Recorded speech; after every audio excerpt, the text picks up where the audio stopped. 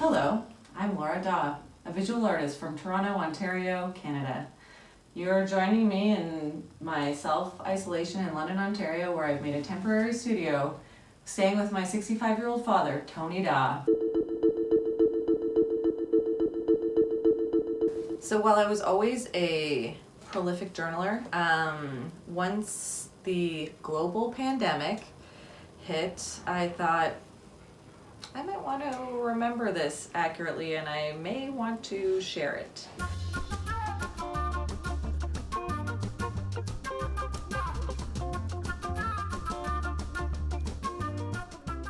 Brought a literal truckload of things. My printer from Toronto.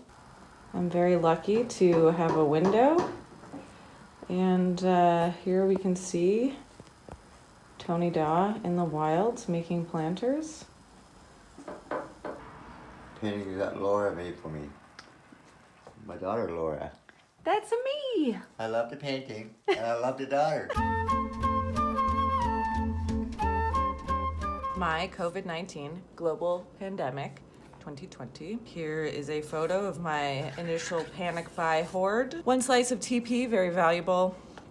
Wondering if I was getting gouged at Shoppers. The term social distancing was suddenly everywhere. Everything canceled. Panic buy a lot of wine.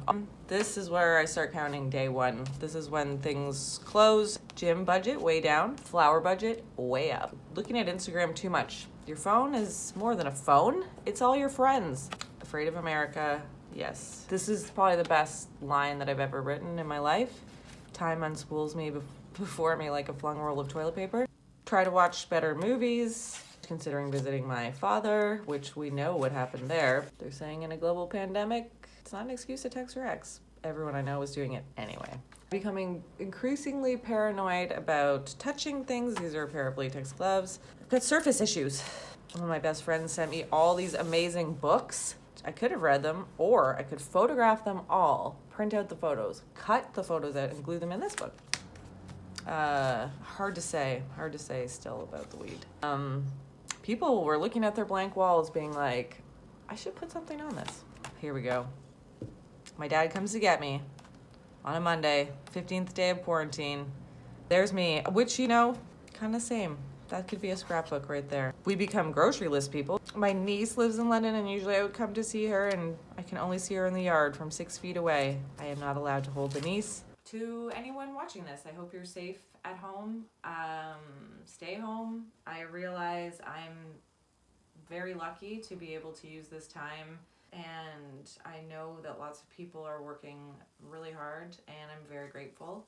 I think that we have a tendency to think about hindsight as being 2020. I feel like it can be quite blurred by the present and everything we've learned in between now and the past. So keeping notes in real time about big events can be really enlightening and just an outlet for all this energy with nowhere to go. So I recommend you try it at home. It's fun. All you need is scraps and a book.